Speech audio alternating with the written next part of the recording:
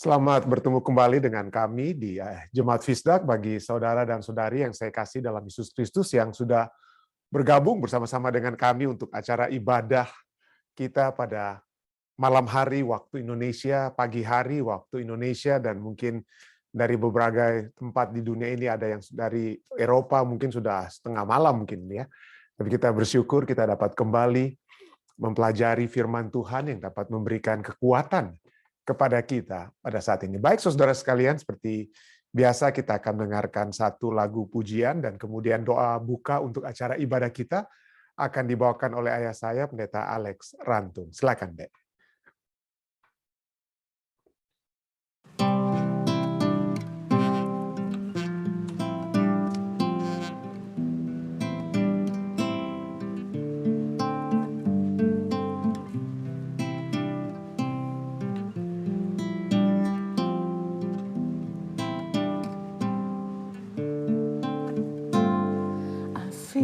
Quite sure if I did my best, I could maybe impress you with tender words and harmony, a clever rhyme or two. But if all I've done in the time we've shared is turn your eyes on me, then I failed at what I've been called to do. There's someone else I want you to see. Will you love Jesus more when we go our different ways? When this moment is a memory, will you remember His face? Will you look back and realize you sense His love more than you did before? I prayed for nothing less than for you to love Jesus more.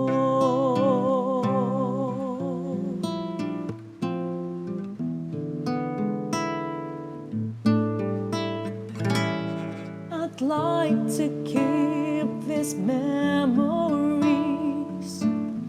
in frames of gold and silver, and reminisce a year from now about the smiles we've shared.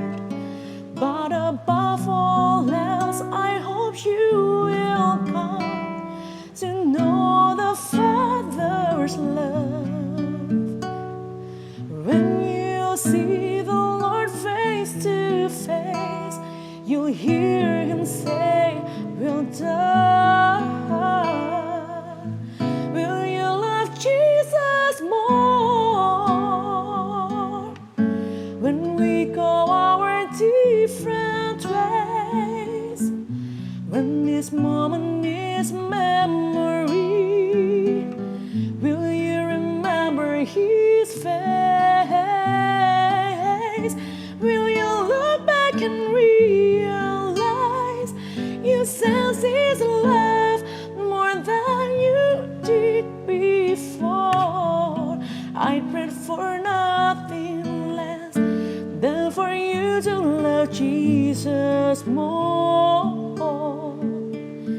Will you love Jesus more when we go our different ways? When this moment is memory, will you remember His face? Will you look back and realize you sense His love more than you did before? I prayed for nothing less than for you to love Jesus more. I prayed for nothing less than for you to love Jesus more.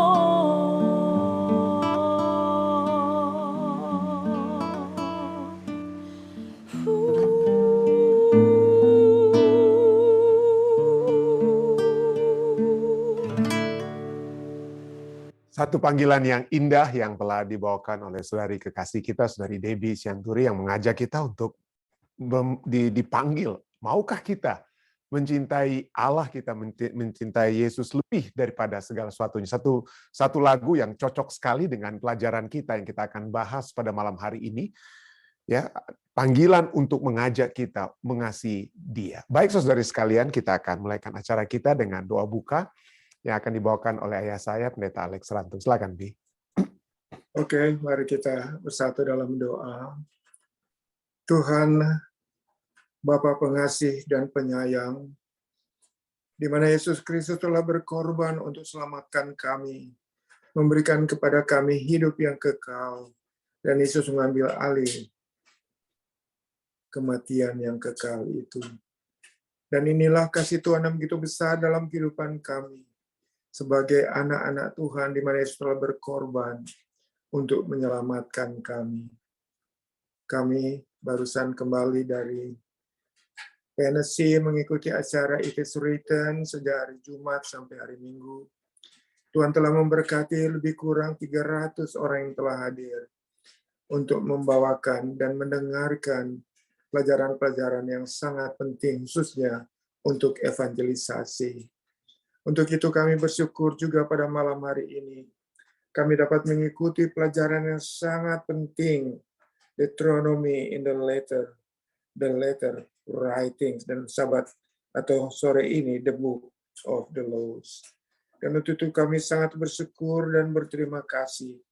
Tuhan kiranya memberkati kami yang mengikuti acara yang sangat penting dalam kehidupan kerohanian kami, sebagaimana anjuran pelajaran yang penting yang disampaikan oleh Musa kepada umat-umat Tuhan akan memasuki tanah perjanjian di tanah Kanaan itu. Namun kami sangat bersyukur Tuhan menolong kami untuk masuk ke tanah perjanjian hidup kekal dalam kerajaan surga yang Tuhan sediakan bagi kami. Tuhan kiranya memberkati Pendeta Stephen Ratu yang membawakan pelajaran yang sangat penting yang dapat menguatkan iman kami, agar kami tetap teguh, setia, tidak goyah, sehingga mendapatkan kesempatan untuk masuk ke tanah perjanjian, bukan di dunia, tetapi di surga yang telah Tuhan sediakan. Untuk itu berkati Pendeta Stephen dengan hikmat surga, tuntunan Roh Kudus menjadi bagiannya, demikian pula kami yang mengikuti acara ini. Untuk kami juga bukan saja untuk mendengar, tetapi kami dapat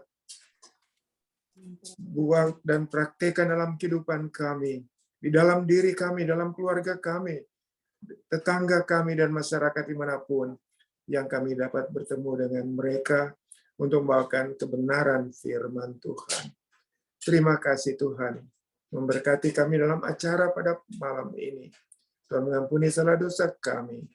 Tuhan memberkati dalam nama Yesus kami berdoa. Amin. Amen. Baik, terima kasih banyak Bi untuk doa bukanya. Baik, saudara-saudara sekalian, seperti biasa kita akan mempelajari pelajaran sekolah sahabat kita dengan pertama-tama membaca apa yang telah dituliskan oleh penulis pelajaran kita. Ya, kita memiliki satu judul yang menarik ya untuk sepanjang minggu ini. Kita sudah masuki minggu yang ke-11 dari pelajaran sekolah sahabat kita ya. Dan judul sepanjang minggu ini adalah Kitab Ulangan dalam tulisan-tulisan kemudian. Bagaimana kitab Ulangan ini kemudian dimunculkan ke dalam kitab-kitab berikutnya setelah 5 kitab Musa, atau 5 kitab Musa itu dikenal dengan istilah Torah ya. Di 5 kitab Musa itu yang Torah. Kenapa 5? Karena 5 itu adalah angka yang saya sudah pernah bilang ya. Satu angka yang merupakan angka jimatnya orang-orang di Mesir. Tapi jadi banyak orang-orang Yahudi sampai sekarang ini menyatakan bahwa Alkitab yang sesungguhnya itu adalah Alkitab yang ditulis oleh Musa. Jadi bagi mereka itulah yang terutama, 5 kitab Musa ini. Dan memang kalau kita lihat nabi-nabi setelah kitab Musa itu banyak kali merujuk, ingat apa yang Musa telah tulis, selalu merujuk entah itu Nevi'im atau kitab nabi-nabi yang besar atau nabi-nabi yang kecil, selalu merujuk kepada kitab Musa. Dan khususnya dari 5 kitab Musa ini yang menjadi penekanan banyak daripada penulis-penulis Alkitab selanjutnya setelah Musa, setelah 5 Torah tersebut, itu adalah kitab ulangan yang seringkali diulang-ulangi. Dan itulah sebabnya pada saat ini kita akan mencoba melihat bagaimana kitab ulangan dalam tulisan-tulisan kemudian. Bersyukur Pendeta Muda Tulus sudah memimpin kita dari pembahasan permulaan. Cuma satu hal yang saya lihat agak sedikit beda antara pelajaran sekolah sahabat kita dalam bahasa Inggris dan bahasa Indonesia. Kenapa? Kalau di dalam bahasa Indonesia, ayat temanya itu terdapat dalam Ulangan 4 ayat 29. Saya tidak tahu kenapa, tetapi dalam bahasa Inggris, di dalam bahasa Inggris, pelajaran sekolah sahabat bahasa Inggris, ayat tema kita itu tertulis dari Ulangan 10 ayatnya yang ke-15. Di sana dikatakan, tetapi hanya oleh nenek moyang mula hati Tuhan terpikat. Tuhan terpikat kepada Abraham, Tuhan terpikat kepada nenek moyang orang-orang Israel ini ya. Hanya oleh nenek moyang mula hati Tuhan terpikat sehingga ia mengasihi mereka. Dan keturunan mereka lah, yakni kamu, orang-orang Israel, kamu yang dipilihnya dari segala bangsa seperti sekarang ini. Kalian itu budak-budak, kalian itu tidak ada apa-apanya. Keluar dari Mesir, bangsa yang kecil, tetapi aku yang telah apa? Memilihmu, memilih engkau daripada bangsa-bangsa lainnya. Jadi bagaimana caranya supaya Tuhan ingin membawa mereka untuk tetap berada di dalam jalur kebenarannya, yaitu dia memberikan kepada umat-umat ini kitab Taurat atau Yarah atau Arah ya, atau the book of the law, merupakan penuntun supaya mereka dapat apa ya? Hidup terus bersama-sama dengan Tuhan, dapat hidup terus bersama-sama dengan Tuhan. Itu pelajaran kita pada saat ini. Ya, mari kita lanjut saja. Raja Yosia dari Yehuda yang menjadi raja di usia 8 tahun, memerintah selama 31 tahun dari 640 sebelum Masehi sampai 609 sebelum Masehi. Nah, sebelum Masehi urutan tahun-tahun itu menurun ya, dari 600 jadi 599 dan terus ke bawah. Ya, jadi makanya dari 640 sampai 609 dan sebelum kematiannya di medan pertempuran. Dia mati di medan pertempuran. Nah, pada tahun ke-18 pemerintahannya ya, tahun ke-18. Jadi kalau dia jadi raja 18 tahun dia kemudian memerintah, jadi dia kurang lebih 26 tahun, yaitu tahun 622 BC, kurang lebih 622 BC. Pada tahun ke-18 pemerintahannya sesuatu terjadi. Ya, sesuatu yang terjadi yang paling tidak untuk sementara waktu telah mengubah sejarah umat Allah. Ya, kenapa? Karena dia adalah raja terakhir keturunan Daud. Ya, dia raja kerajaan di selatan, kerajaan Israel sesudah Salomo, Raja Sulaiman dibagi dua. Kerajaan yang di utara, yang kemudian tahun 722 BC jatuh dan masuk apa?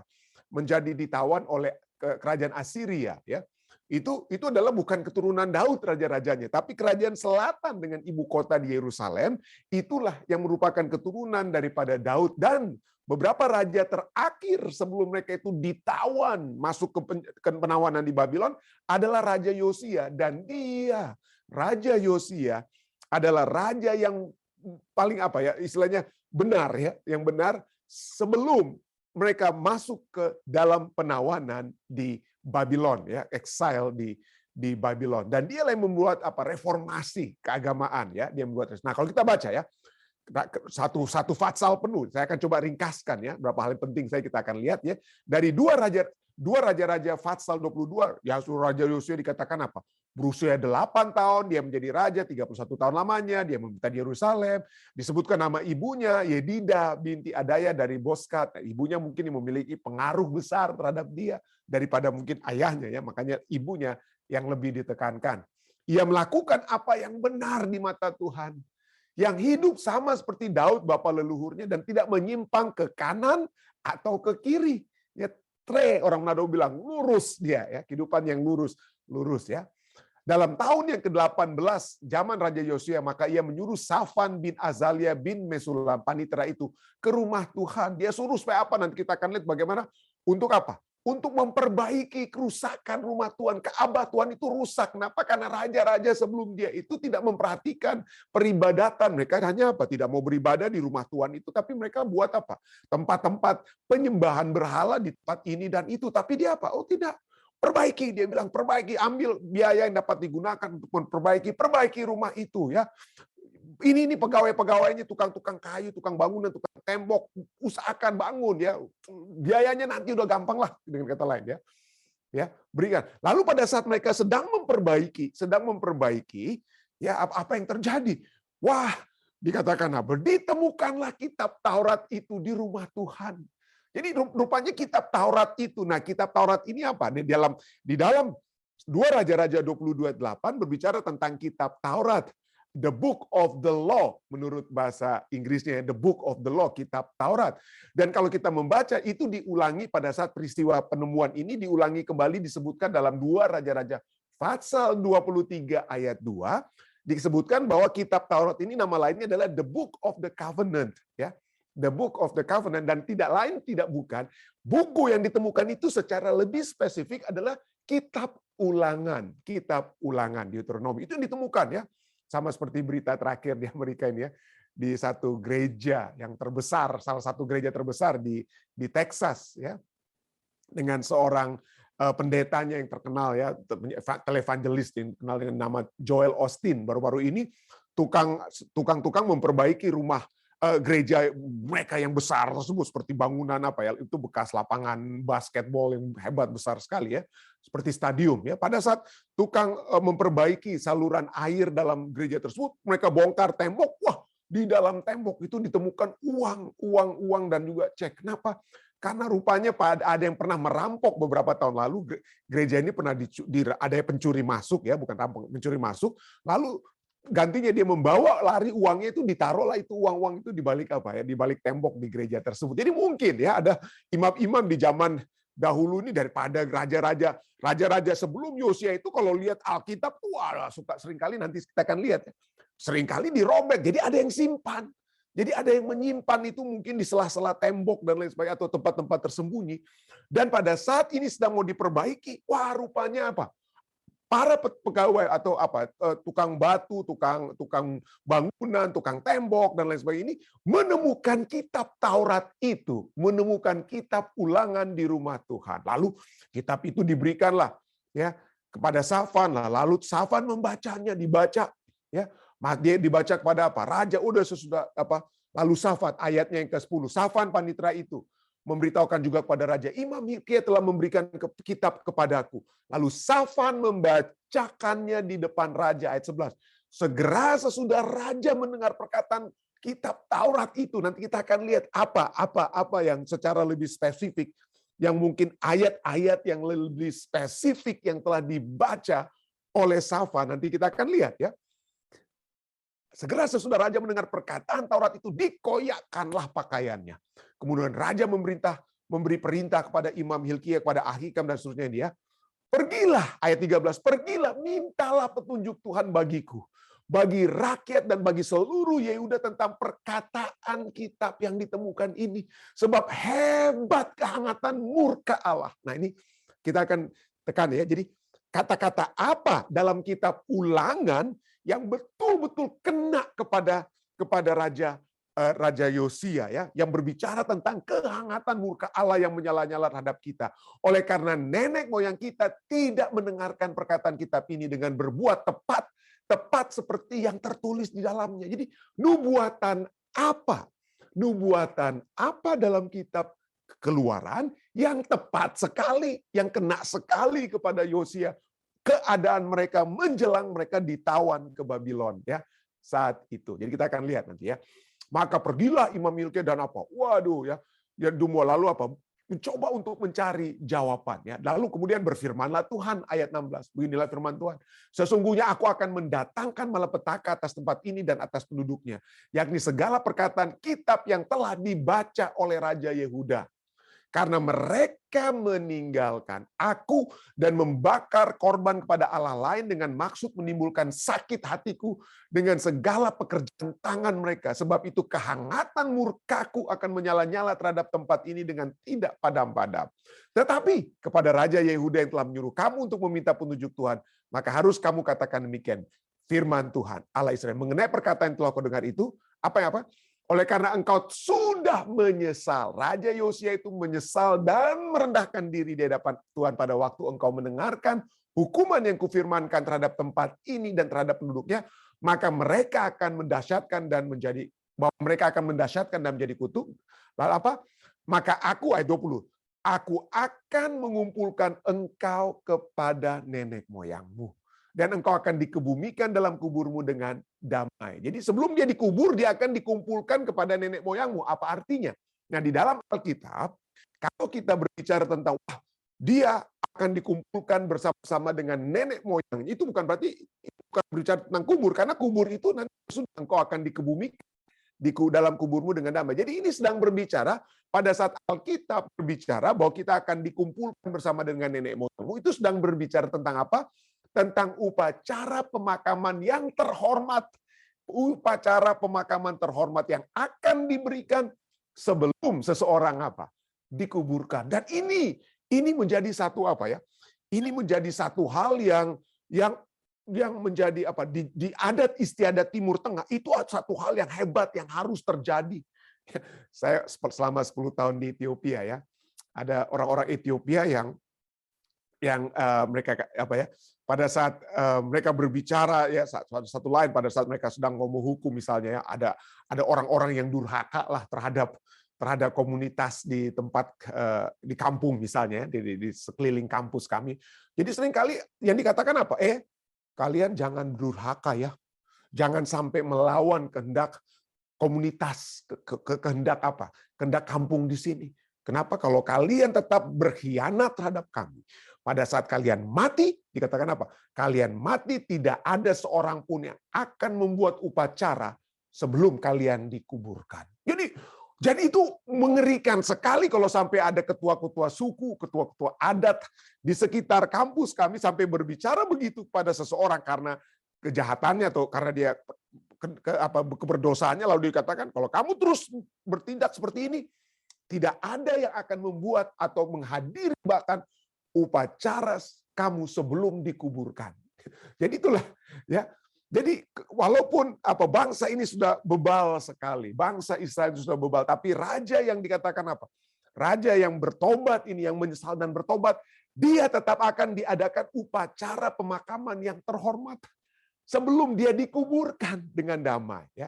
Jadi engkau akan dikuburkan ke dalam kuburmu dengan damai, dan matamu tidak akan melihat segala malapetaka yang akan kudatangkan atas tempat ini. Jadi Raja Yosia dikatakan, dia karena pertobatannya, maka penawanan ke Babylon itu jadi tertunda.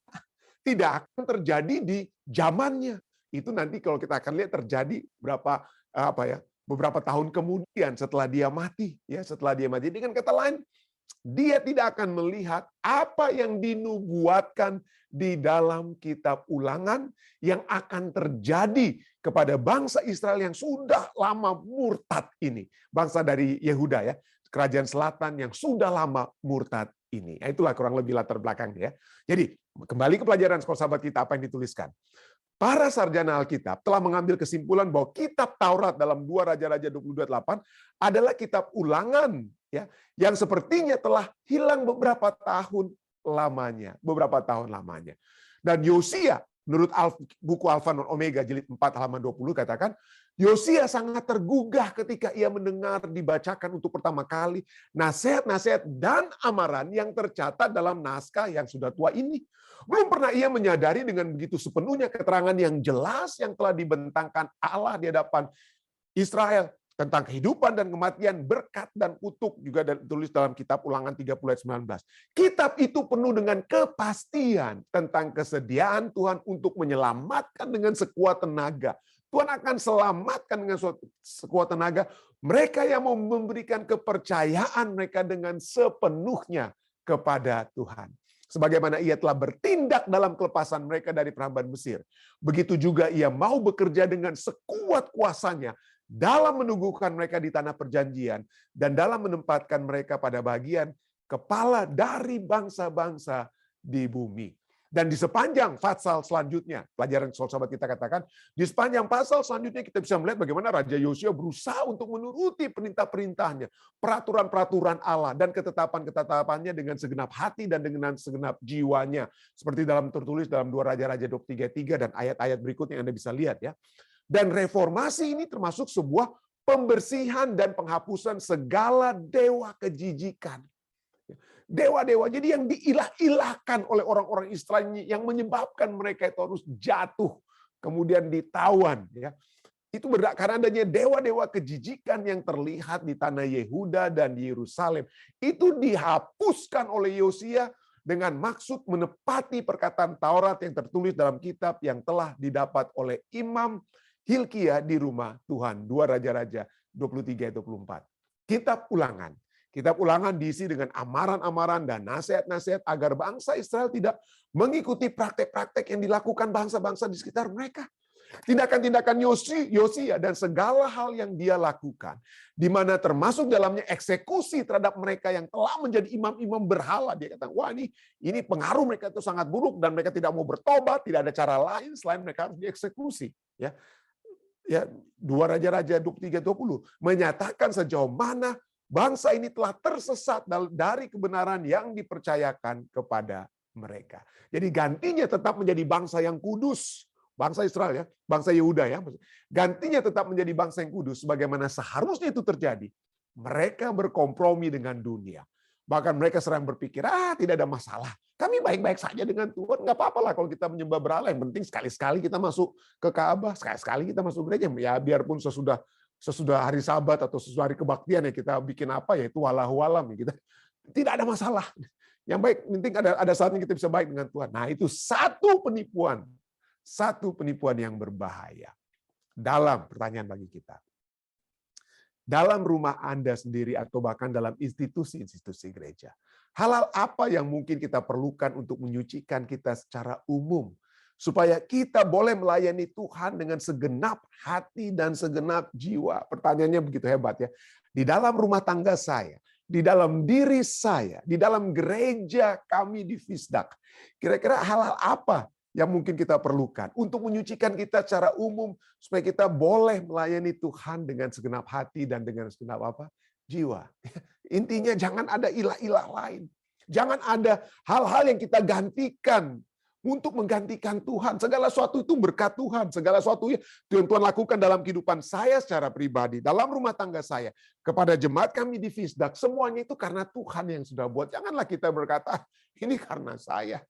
Ini karena saya. Kita menjadi ilah bagi ilah lain di hadapan Tuhan. Tapi mari kita kembali. Ya. Pelajaran sekolah sahabat kita bicara tentang reformasi yang dibuat oleh Raja Yosia pada saat dia menemukan apa? Kitab Ulangan. Ya. Dan dikatakan bahkan di dalam 2 Raja-Raja 22, ia melakukan apa yang benar di mata Tuhan dan hidup sama seperti Daud bapa leluhurnya dan tidak menyimpang ke kanan atau ke kiri. Ya. Dan ini terjadi kapan ya? Ini terjadi pada tahun ke-8 pada saat dia jadi raja usia ke-8 ya. Dan pada tahun yang kalau kita lihat penulisan apa yang ditulis tentang Raja Yosia juga ditulis dalam kitab 2 Tawarik pasal 34. Nah, kita lihat rangkuman apa yang terjadi dengan Raja Yosia ini ya. Pada tahun ke-8 dari pemerintahannya, ketika ia masih muda belia, jadi pada tahun ke-8 pemerintahannya, jadi kalau dia usia raja usia 8 tambah 8 berarti 16 tahun ya. Jadi dari usia 8 sampai 16 tahun mungkin dia masih diajar oleh ibunya. Jadi usia 8 sampai 16 ibunya sudah disebutkan, ibunya lah yang ajar dia. Ibunya yang memberikan kebenaran tentang Tuhan. Jadi pada tahun ke-8 dari pemerintahannya saat ia masih muda belia karena saat itu dia masih berusia 8 tambah berapa ya? 8 tambah 8 berarti baru 16 tahun. Ia mulai mencari Allah Daud bapa leluhurnya dan pada tahun ke-12 ia mulai mentahirkan Yehuda dan Yerusalem daripada bukit-bukit pengorbanan, tiang-tiang berhala, patung-patung pahatan dan patung-patung tuangan. Jadi ini kita lihat ya. Bagaimana 8 tahun dia menjadi raja, ibunya tuntun terus dia. 16 tahun kemudian di ayat ini katakan dia mencari Allah. 20 tahun dia menghentikan penyembahan berhala. Dan seperti yang kita sudah baca tadi, pada saat dia berusia 26 tahun, dia memperbaiki Ka'bah dan menemukan kitab Ulangan. Dan coba kita lihat apa yang terjadi pada saat dia menemukan kitab Ulangan seperti yang tertulis dalam 2 Raja-Raja 22 ayat 2 itu berbicara setelah dia peristiwa saat dia berusia 26 tahun dan mencoba untuk memperbaiki Ka'bah Yerusalem dan ditemukanlah kitab Ulangan ya pada saat itu. Apa yang terjadi dikatakan ia tidak menyimpang ke kiri apa? Ia tidak menyimpang ke kiri dan atau ke kanan. Bahasa Alkitab selalu mulai dari kanan baru ke ke kiri ya. Mulai dari kanan atau kiri. Ia tidak menyimpang. Yosua 1 ayat 7 ya. Sudah disebutkan itu sebelum bangsa Israel masuk atau pada saat Musa meninggal, sudah mati, lalu Yosua, waduh gimana nih caranya supaya ini Musa ini nabi besar, pemimpin besar, siapalah saya, dia cemas sekali, bagaimana saya. Tapi Tuhan katakan, jangan tergantung kepada Musa. Loh, tergantung kepada siapa ya Tuhan? Nah ini yang Tuhan katakan, jangan tergantung kepada manusia. Tapi bergantunglah apa? Kuatkan, teguhkanlah hatimu. Yosua 1 ayat 7. Dengan sungguh-sungguh bertindaklah hati-hati sesuai dengan seluruh hukum yang telah diperintahkan kepadamu oleh hambaku Musa. Jadi jangan menurut Musanya, tetapi menurut firman Tuhan, hukum-hukum Tuhan, arah-arah yang Tuhan berikan. Dan firman itulah yang bikin kita lurus, saudara-saudara. Firman Tuhan itu yang bikin kita lurus. Jangan menyimpang ke kanan atau ke kiri. Ya. Jangan menyimpang ke kanan atau ke kiri, supaya kemanapun engkau pergi, engkau akan apa? Beruntung. Dan ini selalu diulang-ulangi di Alkitab. Tempuhlah jalan yang rata, jalan ya. Hukum tuh arah ya. Jalan ya. Tempuhlah jalan yang rata dan hendaklah tetap segala jalanmu, tetaplah di jalan yang lurus. Janganlah menyimpang ke kanan atau ke kiri. Jauhkanlah kakimu dari apa? Dari kejahatan ya. Kenapa Alkitab ini ke kanan, ke kiri, ke kanan, ke kiri. Jangan sampai ke kanan, ke kiri. Kalau di Amerika Serikat ini ya, mungkin saya seperti khotbah saya sahabat lalu, kita di Amerika ini sudah, masyarakat Amerika ini sudah memang habis-habisan dibagi dua seakan-akan ya. Yang di kelompok kanan, yang dianggap kaum konservatif, dan kelompok kiri yang dianggap kaum apa? Liberal. Waduh, inilah yang apa ya? Yang gontok-gontokan lah mereka, yang kaum kanan, kaum kiri, ada partai politiknya masing-masing. Kita umat-umat Tuhan jangan ikut-ikutan lah. Saudara ya. Saya tidak mau kita ke kanan, kalau kita kan pendeta, kita harus yang konservatif. Betul, tapi kita lihat bukan konservatif menurut dalam sudut pandang Amerika, tapi konservatif dari sudut pandang Alkitab, itu yang lebih utama. Ya, karena ada orang bilang, saya yang penting saya partainya pendeta, ini partai kanan, jadi saya harus apa?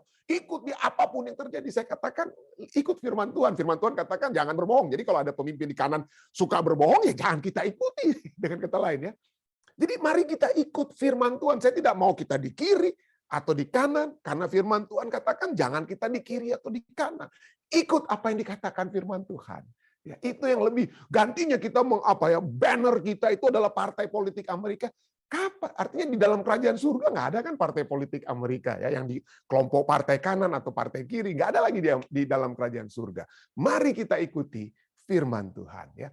Itulah sebabnya pena inspirasi katakan dalam kitab pendidikan ya, kita dibutuhkan itu jangan karena ini kita ikut kanan, karena orang itu atau kiri, tapi pendidikan ayat-ayat yang kata-kata kutipan yang sering kita baca ya. Kebutuhan terbesar dunia ialah kebutuhan akan manusia yang tidak dapat diperjualbelikan. Manusia yang dalam hati sanubarinya adalah setia dan jujur. Manusia yang tidak takut menyebut dosa sebagai dosa.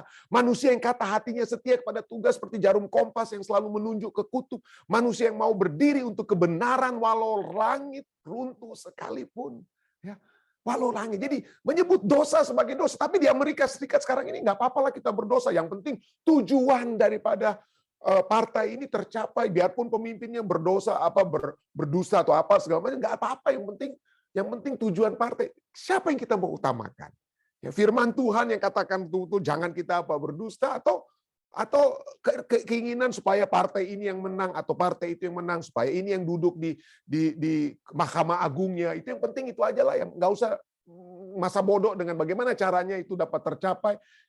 Nggak bisa kita masa bodoh, saudara. Ya, tidak bisa kita berkompromi. Walaupun itu harus berbicara tentang partai politik yang seakan-akan sesuai dengan kepercayaan kita. Ya, tetapi mari kita lihat bahwa yang kita rindukan, yang kita rindu untuk ikuti itu adalah firman Tuhan. Ya, berdiri. Ya, Kompas yang selalu menunjuk ke kutub, walaupun mayoritas katakan ke kiri lah kita, ke kiri, atau mayoritas katakan ke kanan lah kita. Tidak, kita harus terus lurus ya, itulah harus dibutuhkan ya. Nah, kenapa? Kalau kita berdasarkan Kalau kita berdasarkan keadaan dan lain sebagainya, maka kita tidak akan pernah Kita tidak akan pernah menang ya. Dan kita bisa lihat juga apa yang terjadi di antara Raja Yosia dan putranya yang menjadi raja juga sesudah Yosia ya, namanya Yoyakim.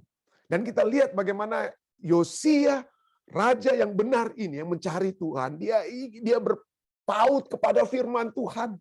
Tapi bagaimana dengan putranya yang bernama Yoyakim? Masing-masing mendengarkan suara Tuhan, mendengarkan firman Tuhan. Tapi apa reaksi mereka terhadap firman Tuhan itu berbeda, saudara ya. Dalam kitab 2 Raja-Raja katakan, sesudah raja mendengar perkataan kitab Taurat, dikoyakkanlah pakaiannya, lalu kemudian dia menyesal dan apa? Merendahkan dirinya di hadapan Tuhan, dia bertobat. Ya, nanti kita akan lihat ya. Tapi dia mengoyakkan pakaiannya, tapi anaknya pada saat dia juga anaknya itu mendengarkan apa? Tulisan Nabi Yeremia, mendengarkan tulisan firman Tuhan, apa yang dia lakukan? Dan juga bukan hanya tulisan Nabi Yeremia, tapi juga kitab-kitab yang apa ya? Kitab-kitab lain yang dibacakan kepadanya, apa yang terjadi? Yesaya 36 ini berbicara tentang anak daripada Yosia. Yoyakim namanya ya. Dikatakan setiap kali apabila Yehudi itu seperti yang tadi membaca untuk Raja Yosia, tapi ada seorang yang membaca untuk Raja Yoyakim namanya Yehudi. Setiap kali apabila Yehudi selesai membacakan 3-4 lajur, maka raja bukannya mengoyakkan pakaiannya, apa yang dia koyak? Dia koyak itu apa? Firman Tuhan itu yang dia koyak-koyakkan.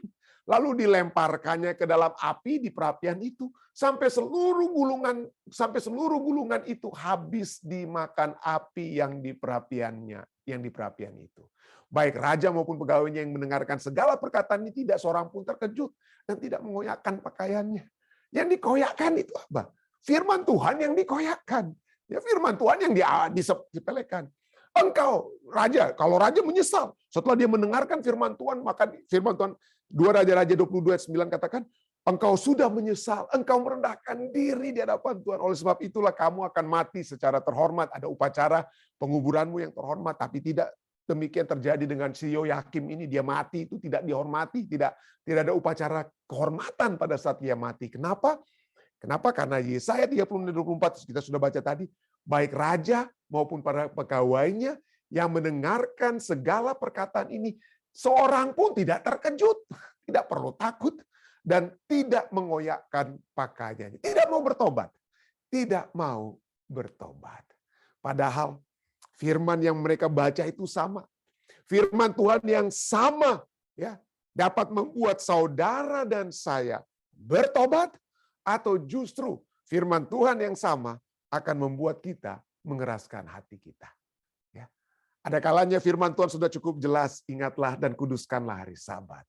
Tapi pada saat kita mendengarkan, gantinya kita menyesal, berbalik dan bertobat. Banyak orang, umat manusia, mendengarkan firman Tuhan tersebut lalu mulai nggak perlu itu, nggak perlu, buang aja lah. Ya. Hati-hati, hati-hati. Kita berkompromi. Firman Tuhan itu kita tidak utamakan, tapi kita utamakan apa? Wah, tradisi-tradisi kita. Oh, saya dari kecil udah di sini, udah pasti benar lah. Saya sudah dari kecil di perbaktian, bukan hari Sabtu, bukan hari Sabat, ya udah. Itu namanya kita sudah apa ya? Berkompromi. Seperti pelajaran sekolah Sabat kita katakan. Hati-hati. Jangan kita menjadi tidak terkejut dan gantinya mengoyakkan pakaian kita koyakkan firman Tuhan tersebut. Hati-hati, kenapa? Karena murka Allah itu akan datang. Ya, Allah tidak main-main dengan kebenarannya. Allah tidak main-main ya. 2 Raja-Raja 22 ayat 13 katakan ya, pergilah ya Raja Yosia pada saat dia mendengarkan perkataan itu dikatakan, pergilah mintalah petunjuk Tuhan bagiku, bagi rakyat dan bagi seluruh Yehuda tentang perkataan kitab yang ditemukan itu. Sebab hebat kehangatan murka Allah yang menyala-nyala terhadap kita oleh karena nenek moyang kita tidak mendengarkan perkataan kitab ini dengan berbuat tepat seperti yang tertulis di dalamnya. Jadi kemurtatan umat manusia itu sudah Allah selalu nyatakan. Allah selalu tidak pernah menyatakan sesuatu tanpa menyatakan terlebih dahulu kepada hamba-hambanya, para nabi. Kita sering dengar ya, saya sering ulang-ulangi ini. Seluruh firman Tuhan itu sudah menyatakan apa yang akan terjadi, termasuk pengkhianatan, keberdosan kita, penolakan kita terhadap firman Tuhan. Dan pada saat Raja Yosia membaca kitab Ulangan, dia dapat ayat-ayat yang, ini ayat-ayat yang benar-benar sedang terjadi saat ini. Ya, yang kita sedang lakukan saat ini dengan konsekuensi yang kita akan alami dalam waktu yang dekat. Dia melihat apa itu ayat-ayatnya. itu adalah terdapat dalam kitab Ulangan 29 ayat 24. Bahwa mereka akan ditawan, mereka akan kalah. Tidak ada usaha-usaha yang dapat mereka lakukan karena kemurtatan mereka menyebabkan murka Allah. Jauh sebelum bangsa Israel di zaman Yosia dan keturunan yang singkat akan terakhir, raja-raja terakhir, sebelum mereka ditawan ke penawanan di Babylon, sebelum ada raja-raja sekalipun, sebelum mereka masuk sekalipun ke tanah perjanjian, Tuhan sudah bilang, kamu suatu saat kalau kamu tidak mau bertobat, maka ini akan terjadi kepadamu. Ini nubuatannya. Ini nubuatannya yang membuat Yosia, waduh, kaget dia. Kok Tuhan sudah tahu apa yang terjadi sekarang dan dituliskan ratusan tahun sebelumnya. Ya. Ulangan 29 ayat 24 28 katakan, bahkan segala bangsa akan berkata, Musa katakan apabila mereka ditawan, ya, mereka akan diserahkan ke dalam penawanan. Bahkan segala bangsa akan berkata, apakah sebabnya Tuhan berbuat demikian kepada negeri ini? Apakah artinya murka yang hebat bernyala-nyala ini? Maka orang akan menjawab, sebab mereka itu telah melalaikan perjanjian Tuhan, Allah nenek moyang mereka. Yakni perjanjian yang diikatnya dengan mereka ketika mereka dibawanya keluar dari tanah Mesir. Ayat 26. Dan sebab mereka itu sudah pergi berbakti kepada Allah lain dan sujud menyembah kepadanya. Yaitu Allah yang tidak dikenal mereka dan yang tidak diberikan Tuhan kepada mereka sebagai bagiannya. Tuhan sudah katakan A, ini yang kamu harus lakukan, tapi mereka buat B. Ya, mereka menyembah bukan Tuhan yang mereka sembah, mereka menyembah apa? Allah lain. Ya, itulah sebabnya murka Tuhan bangkit terhadap negeri ini sehingga didatangkan katanya segala kutuk yang tertulis dalam kitab ini. Tuhan telah menyentakkan mereka dari tanah mereka. Tuhan akan usir mereka. Keluarkan mereka dari tanah mereka dalam murka dan kepanasan amarah dan gusarnya yang hebat itu. Lalu melemparkan mereka ke negeri lain seperti yang terjadi sekarang ini. Yosia sudah mengetahui, sudah melihat apa yang terjadi di kerajaan utara yang dilemparkan ke negara lain, dilemparkan ke Asiria. Dan sekarang dia sedang diancam untuk apa? Juga masuk ke penawanan yang sama. Bukan ke Asiria, tetapi ke Babylon. Dan dia bilang, waduh, hebat sekali. Hebat sekali murka Tuhan ini. Tetapi Tuhan sudah mengamarkan. Tuhan sudah mengamarkan kepada saudara dan saya. Tuhan sudah memberikan kepada kita, ya, ayat 26 penting sekali ini. Mereka pergi berbakti kepada Allah lain dan sujud menyembah kepadanya. Yaitu Allah yang tidak dikenal mereka dan tidak diberikan Tuhan kepada mereka sebagai bagiannya. Jadi Tuhan sudah menetapkan sesuatu. Tuhan sudah menentukan sesuatu. Tapi seringkali kita menyembah yang lain. Tuhan sudah katakan, ingatlah dan kuduskanlah hari Sabat. Tetapi kita apa? Ya, kita ikutlah hari Tuhan yang padahal sesungguhnya menurut Alkitab hari Tuhan itu harinya Tuhan itu harinya Yesus, yaitu hari Sabtu, hari Sabat, hari ke-7 ya. Tapi kita buatlah hari yang lain untuk menggantikan hari tersebut. Berhati-hatilah. Karena murka Tuhan dapat apa? Melemparkan kita. Gantinya kita dibawa, oke, masuklah hambaku yang setiawan. Masuklah ke dalam kebersamaan dengan aku. Tetapi karena kita tidak menuruti kehendak Tuhan, ya, kitab Matius berbicara banyak tentang hal tersebut, maka kita tidak dapat memperoleh bagian. Karena kenapa? Karena pada saat kita berada dalam dunia ini, kita membuat bagian yang lain, yang bukan merupakan bagiannya Tuhan. Saya berdoa, kiranya ini tidak menjadi bagian kita. Semua saudara-saudari sekalian yang mendengar, mari kita menghormati bagian yang Allah telah tetapkan, firman yang Allah telah tetapkan, perintah yang Allah telah tetapkan. Allah sudah katakan, ingat, hati-hati. Mari kita ikuti. Ya, Allah tidak main-main dengan firman-Nya. Kiranya kita akan menjadi penurut-penurut firman yang sejati. Saya bawa ini dalam nama Yesus. Amin. Baik, saudara sekalian, terima kasih sekali lagi masih bersama-sama dengan kami. Jika ada tambahan atau pertanyaan sehubungan dengan pelajaran sekolah sahabat kita tentang apa yang terjadi ya, tentang hukum Taurat ya, yang diberikan sudah diberikan dari zaman Musa dan kemudian ditemukan di zaman Yosia dan telah menjadi satu hal yang pasti telah terjadi kepada Yosia. Jika ada pertanyaan sehubungan dengan hal ini, silakan. Ada kira-kira tambahan ataupun pertanyaan dari orang dari ayah saya, mungkin dari papi, jika ada tambahan, Bi? Sudah bagus sekali, thank you, Ya, thank tidak you. ada. Ya. Mungkin ada yang lainnya, ada tambahan atau pertanyaan, silakan. Dari Bapak Simatupang, ya silakan. Tante Yeni mungkin, atau Ibu Esther, atau saudari lainnya, silakan, jika ada. Jika tidak ada, mungkin dari live stream, Dek. Ada tambahan yang atau Belum ada pertanyaan, tambahan Dek? atau pertanyaan, Pendeta.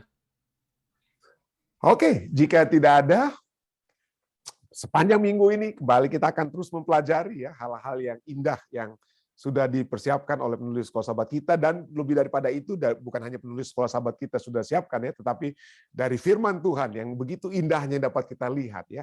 Mari saya terus mengundang kita semua untuk melihat apa yang Tuhan ingin terjadi dalam kehidupan kita melalui mempelajari pelajaran Sekolah Sahabat kita, melalui mempelajari pelajarannya yang tertulis dari kitab Ulangan, dan apa yang kitab-kitab selanjutnya berbicara tentang apa yang tertulis di dalam kitab Ulangan. Besok malam kita akan mempelajari satu judul, Langit yang Mengatasi Segala Langit. Itulah judul kita untuk besok malam waktu New Jersey, besok pagi waktu Indonesia. Baik, jika tidak ada lagi, kita akan masuk ke bagian kedua acara ibadah kita. Kita akan berdoa bersama. Ya, jika ada hal-hal yang ingin didoakan, silakan. Ada kira-kira dari ketua lelaki mungkin atau saudari kita lainnya, ada yang mau didoakan, silakan. Ya, jika tidak ada dari Zoom, dari live stream, bagaimana, Dek? Silakan. Pendeta boleh ada request, Pendeta, prayer request dari keluarga kami yang berapa minggu lalu kita doakan matua atau istri dari abangnya Papa. Tuhan sudah izinkan untuk beristirahat tadi sore, Pendeta. Oh, siapa? Ibu Tobing Siregar itu. Oh, Ibu Ice Tobing. Ibu Ice Tobing, iya. Oh, sorry. Jadi Mama Papa juga sekarang lagi jalan ke Bandung. Tolong doakan keluarga Tobing Siregar yang sedang berduka, Pendeta. Oke, keluarga Tobing Siregar. Lalu ada prayer request juga dari Ibu Nisha Dumas. Katanya tolong doakan dia dan kesehatannya yang sedang merasa sakit di bagian lutut. Pak. Ibu Wisya Dumas ya? Nisha Dumas.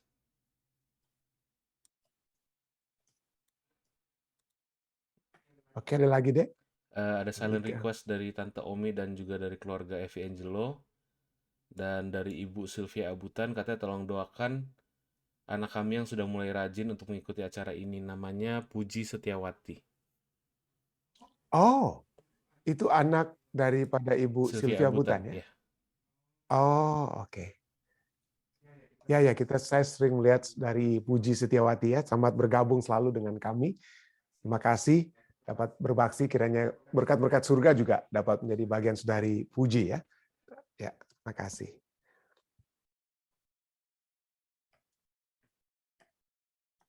Baik, jika tidak ada lagi, mari kita bersatu di dalam doa pada saat ini. Sama-sama kita berdoa. Bapa yang penuh kasih dalam takhta kerajaan surga, kami datang padamu Tuhan bersyukur. Kami dapat melihat bagaimana reformasi yang sejati telah terjadi, bukan karena adanya hal-hal yang hebat, mujizat-mujizat yang begitu hebat telah terjadi, tetapi reformasi yang terjadi hanya karena umat-umatmu kembali mendengarkan firman-Mu. Dan bukan hanya mereka mendengarkan firman tersebut, tetapi firman tersebut telah membelah jiwa raga mereka. Menyadarkan mereka atas kesalahan dan dosa-dosa mereka. Dan kiranya ini juga dapat menjadi satu pelajaran bagi kami semua Tuhan, termasuk hamba-Mu. Pada saat kami mempelajari firman-Mu, biarlah firman itu pertama-tama dapat mengubah kehidupan kami secara pribadi. Membantu kami untuk memiliki satu karakter yang lebih baik. Satu karakter yang lebih berfokus dan berpusat kepadamu. Dan bukan melihat firman itu sebagai satu hal yang dapat kami gunakan untuk menghantam orang lain. Tetapi pertama-tama menghantam jiwa kami.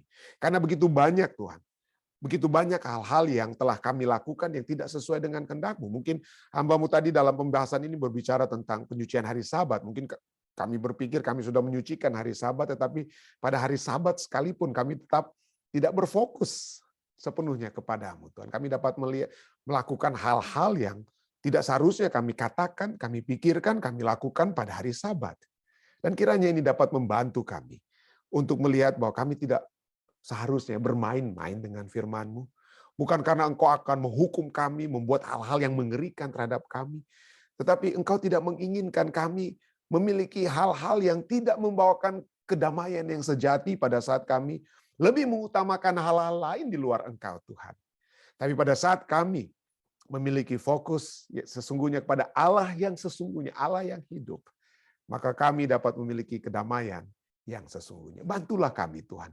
Siapapun kami, entah umat-umat Advent ataupun non-Advent pada saat ini yang berbakti, biarlah kami terus melihat kehendak-Mu, firman-Mu itu, sebagai pedang yang dapat mengajak kami kembali kepadamu pada saat pedang tersebut memotong segala tumor-tumor dosa yang sering melekat dalam diri kami. Dapat menjadi alat bedah yang membantu kami memiliki satu kehidupan yang lebih baik bersama-sama dengan Engkau. Kami datang Tuhan juga kepadamu dengan segala permohonan-permohonan kami. Kami datang kepadamu juga karena kami ingin berdoa bersama-sama. Kami ingin berdoa bersama-sama dengan keluarga Tobing Siregar, Tuhan. Oleh sebab istri, ibu, saudari kekasih mereka, Ibu Ici Tobing yang kami telah doakan berkali-kali tempat ini. Tetapi kami sudah serahkan juga beliau dalam tangan-Mu. Engkau mengetahui yang terbaik, dan yang dapat terbaik terjadi dalam kehidupannya mungkin di mata-Mu, Tuhan, dia dapat beristirahat sementara.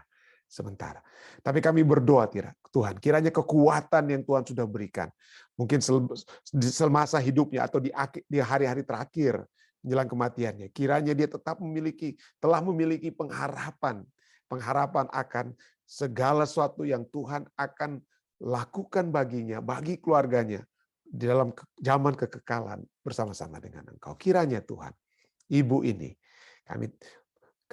yang telah kami doakan dapat memiliki satu kekuatan iman bahkan sebelum dia mengembuskan nafasnya yang terakhir. Bersertalah keluarga besar Tuhan yang sedang berduka saat ini. Bersertalah Bapak dan Ibu Siregar yang dalam perjalanan mereka menuju ke Bandung tibakan dengan selamat, dan biarlah Tuhan akan selalu menguatkan keluarga ini, keluarga besar Tobing Siregar yang dalam keadaan duka. Tuhan akan selalu membantu mereka untuk memperoleh kekuatan yang sejati. Kami terus berdoa bagi saudara-saudari kami lainnya yang masih juga dalam pergumulan kesehatan mereka, seperti Ibu Sima Saragi, Tuhan. Kami terus berdoa bagi mereka. Kami juga terus berdoa bagi mereka yang sakit, khususnya Ibu Wisya Dumais, yang selalu Wisya Dumas yang selalu berbakti bersama-sama dengan kami, Tuhan, dan masih memiliki sedikit masalah kesehatan dengan lututnya. Kami berdoa kiranya kesembuhan, kuatan yang sempurna dapat menjadi bagiannya. Kami juga terus berdoa bagi Ibu Leli Manuhutu. Kami terus berdoa bagi saudari Julie Panjaitan bersama-sama dengan Bapak Anton Panjaitan. Kami terus berdoa bagi putri mereka yang mereka kasih ini. Kami berdoa bagi saudari Merlin Karamoy. Kami terus berdoa bersama-sama dengan Tante Yeni yang berbakti bersama-sama. Kami terus berdoa bagi saudari kekasihnya Tante Since Pua yang ada di Manado dengan pergumulan kesehatan. Kami berdoa kiranya Tante Since sekalipun akan terus memperoleh kekuatan surga. Satu jaminan bahwa Tuhan, walaupun dia memiliki penyakit, tetapi dia tetap terus memiliki Tuhan di dalam kehidupannya. Dan biarlah ini jadi satu kekuatan yang pasti bagi kehidupan Tante Sincepo. Kami terus berdoa bagi Ibu Pendeta Paruntu, Tuhan. Kami ingin selalu doakan. Kami terus berdoa bagi Tante Yeni Poluan. Kami juga terus berdoa bersama-sama dengan Ibu Syana. Kami bersyukur, Tuhan, pada saat lalu kami doakan Ibu Syana, dan Tuhan telah memberikan untuk mendapatkan paspor. Bukan seperti yang hamba sebutkan itu lalu visa, tapi Engkau mengetahui. Kalau Engkau dapat memberikan paspor tersebut pada Ibu Syana, tentunya hal-hal berikutnya, entah itu visa, kami akan serahkan ke dalam tangan kasih-Mu, Tuhan. Kami percaya Engkau akan melakukan yang hanya terbaik yang dapat terjadi bagi kedatangan Ibu Syana, dan juga khususnya bagi kesehatan yang pasti, kuatan yang pasti dari surga bagi saudari kekasih kami, saudari Jane Rononuwu. Kami sudah mendengarkan juga kesaksian Bapak Jaminten Sihotan, bagaimana kesehatan lebih baik, pengobatan yang lebih baik dapat diperoleh oleh adiknya Bapak Alden Sihotan. Kami terus berdoa bagi hal tersebut. Kami terus berdoa bagi bersama-sama dengan keluarga besar Kawan, kami Saudari Siska, Ibu Erna, kami terus berdoa bagi saudara mereka, Saudara Joni Kawan, Tuhan. Dan kami juga berdoa secara khusus agar kesembuhan yang dari surga akan terus menjadi bagian saudara Victor, Saudara Ito Haminuddin. Kami berdoa, Tuhan, kiranya beliau memiliki kesehatan yang kuat, istri dan anak-anak dapat memperoleh kekuatan oleh sebab penyertaan Tuhan yang pasti yang akan dapat terus menjadi bagiannya. Kami terus berdoa, Tuhan, jaga bersama-sama dengan keluarga yang sudah berbakti, bersama-sama dengan keluarga daripada Ibu Sylvia Butan. Kami ingin berdoa bagi putrinya, Puji Setiawati, yang sudah selalu berbakti bersama-sama kami. Kan, hamba ingin berdoa, Tuhan, kiranya damai, berkat, dan juga kekuatan dari surga akan selalu menjadi bagian saudari Puji Setiawati. Kami selalu mendoakan juga bersama-sama dengan Ibu Sylvia, Bapak Yosi Manopo. Kami terus berdoa bagi semua anggota keluarga Ibu Sylvia yang selalu berbakti dan semua umat-umat Tuhan yang sudah berbakti pada saat ini, Tuhan. Biarlah Tuhan memberkati mereka. Keluarga mereka juga berpartisipasi bersama-sama, penyertaan surga akan selalu menjadi bagian kami. Kami terus berdoa bagi orang-orang tua kami. Om Rain, Kesaulia, Tante Evelyn yang walaupun tidak bersama-sama di Zoom, oleh sebab sedang melakukan tugas penginjilan atau pelayanan yang lain, kami terus berdoa kiranya penyertaan surga akan terus menjadi bagiannya. Kami bersyukur ayah, orang tua hambamu, ayah dan ibu hambamu, papi dan mami, Tuhan telah tibakan dengan selamat kembali di South Carolina setelah mengikuti program yang telah memberikan kekuatan iman di Tennessee pada mereka. Terima kasih Tuhan telah menyertai mereka. Kami juga terus melihat Tante Sumaranda, Bapak dan Ibu Sumatupang yang juga sudah bersama-sama dan kami, Saudari Esther dan semua saudari Kamilan yang hamba tidak sempat sebutkan satu persatu yang hamba telah lihat di Zoom. Kami berdoa, Tuhan, kiranya Tuhan akan selalu menyertai mereka dalam kehidupan mereka, tetap kuat dan diteguhkan di dalam kasih-Mu. Terima kasih Tuhan, terima kasih. Kami terus berdoa juga buat umat-umat Tuhan dan semua rencana Tuhan dapat terjadi di Jemaat Fisdak. Pengadaan gereja yang sedang dalam proses pada saat ini. Kami bersyukur Tuhan. Engkau sudah memberikan satu kesempatan bagi kami di Jemaat Fisdak untuk memperoleh rumah ibadah kami sendiri. Walaupun kecil Tuhan, tidak sebesar yang seperti yang kami sedang sewa saat ini, tapi kami berdoa kiranya Tuhan akan menjadikan ini menjadi pusat di mana pekabaran firman-Mu itu dapat menjadi satu hal yang memberikan kekuatan kepada umat-umat manusia siapa saja yang dapat menerima pekabaran-Mu melalui apa yang Jemaat Fisdak telah lakukan. Hamba ingin berdoa bagi online team, media ministry Jemaat Fisdak di bawah pimpinan Saudara Aaron Manopo, Saudara Elisa Siregar. Kiranya Tuhan akan selalu membantu mereka untuk dapat melihat hal-hal yang dapat dilakukan agar supaya kekuatan firman-Mu itu dapat menjadi bagian kami semua, siapa saja yang dapat mendengarkannya. Saat ini juga hamba ingin berdoa bagi anak-anak muda kami di Jemaat Fisdak. Hamba ingin berdoa bagi anak kami Jennifer Lalaki, Tuhan. Anak muda di jemaat kami, Jennifer Lalaki, dalam pekerjaannya di Maryland, dalam segala tugas-tugas pelayanannya, Tuhan akan selalu menyertai dia. Tuhan akan selalu memberikan kekuatan kepadanya. Hamba-Mu juga ingin berdoa, kiranya Tuhan menghalau segala malapetaka, bahaya, kecelakaan, atau apapun yang tidak diinginkan oleh keluarga mereka, keluarga besar Lalaki Soputan. Kiranya itu tidak akan menjadi bagian anak mereka, putri mereka ini.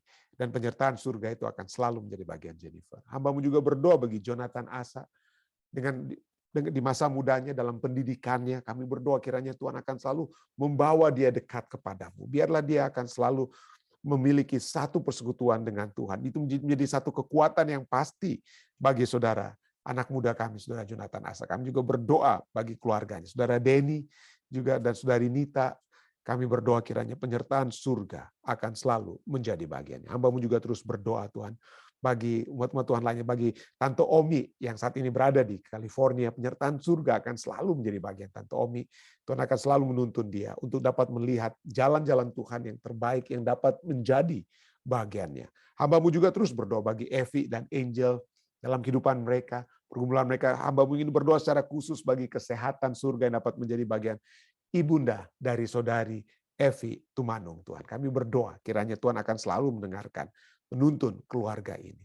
Terima kasih Tuhan. Ada begitu banyak lagi hal lain dapat kami sampaikan, kami mintakan. Kami percaya Tuhan sudah mendengarnya. Tuhan akan menjawabnya sesuai dengan kehendak-Mu. Karena segala permohonan ini Tuhan telah kami bawa hanyalah di dalam nama Yesus Kristus, Tuhan dan Juru Selamat nebus kami. Amin. Sekali lagi terima kasih banyak saudara-saudari sekalian yang sudah bergabung bersama-sama dengan kami. Sampai bertemu kembali besok di waktu yang sama. Tuhan menyertai kita semua. Stay safe, stay healthy. Tuhan menyertai kita. Ya.